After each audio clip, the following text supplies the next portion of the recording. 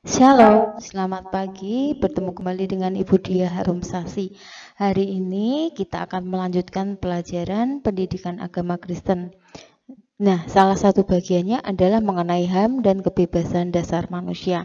Ini yang diatur dalam Undang-Undang HAM tahun 1999. Nah, apa yang dinamakan dengan hak asasi? Ya, di sini memiliki sifat dasar pokok. Dari dua kata tersebut, yaitu hak asasi manusia dapat diartikan hak pokok atau hak dasar yang paling dihakiki yang dimiliki oleh manusia. Ya, jadi hak asasi manusia ini pada dasarnya adalah hak yang paling hakiki yang dimiliki oleh manusia. Nah, menurut Undang-Undang HAM dinyatakan bahwa hak asasi manusia adalah seperangkat hak yang melekat pada hakikat dan kebenaran manusia sebagai makhluk Tuhan yang Maha Esa dan merupakan anugerahnya yang wajib dihormati, dijunjung tinggi, dan dilindungi oleh negara, hukum, pemerintah, dan setiap orang demi kehormatan serta pelindungan harkat dan martabat manusia. Jadi dari hal ini kita bisa melihat bahwa di sini terkait dengan apa yang dianugerahkan Tuhan kepada manusia. Jadi kalau kita melihat ada pelanggaran hak asasi manusia, itu berarti termasuk merupakan pelanggaran terhadap hak yang diberikan oleh Tuhan Yang Maha Esa. Ya, oke. Jadi menurut Undang-Undang HAM tahun 1999 ini ada 10 hal yang terkait dengan hak asasi manusia.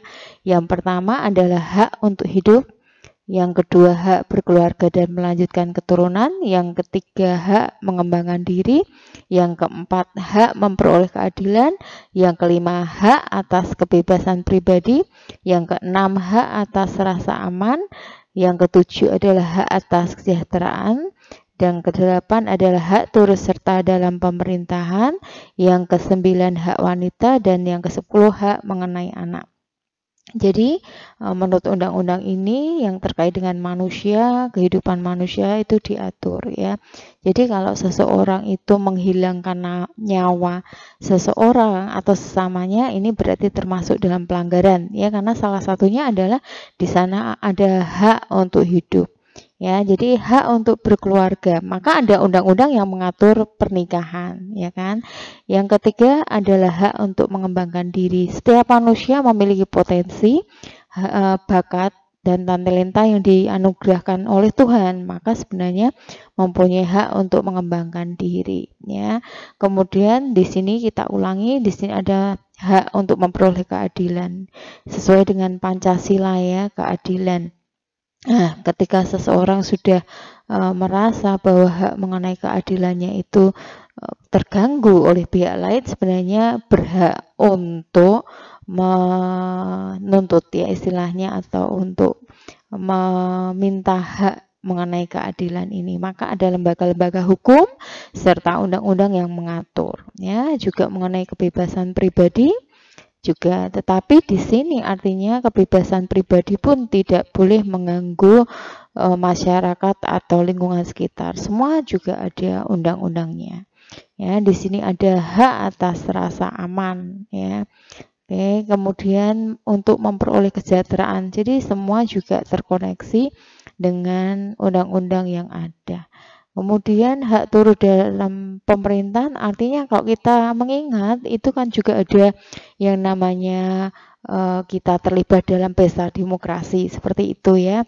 Itu juga bagian dari hak asasi kita ya, untuk menentukan pilihan kita yang kita percaya untuk diberi amanah dalam melaksanakan kepemimpinan dalam pemerintahan Indonesia ya. Bahkan mungkin ketika seseorang itu juga mencalonkan diri atau dipilih oleh rakyat ya, ini benar-benar masuk di dalam hak asasi ya.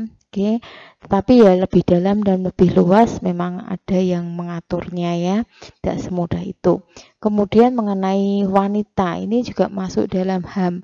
Meskipun kita melihat dalam kenyataannya itu memang kadangkala mengenai wanita ini banyak memperoleh tekanan ya, atau hak-hak yang masih belum bisa diperjuangkan secara adil ya. Misalnya kita bisa melihat KDRT ya, kemudian berita pelecehan seksual dan sebagainya ya, kalian bisa melihat ya. Walaupun sebenarnya kalau kita melihat ini hak wanita ini sebenarnya betul-betul dijunjung tinggi juga. Dan yang terkait dengan hak anak ini penjelasannya ya, kalian tahu ya bahwa hak anak ini juga memiliki hak untuk memperoleh kehidupan yang layak dan kehidupan sebagai anak yang bahagia ya. Tetapi kita melihat dalam banyak peristiwa itu ada hal-hal yang membuat seorang anak tidak bisa memperoleh kebahagiaannya, bahkan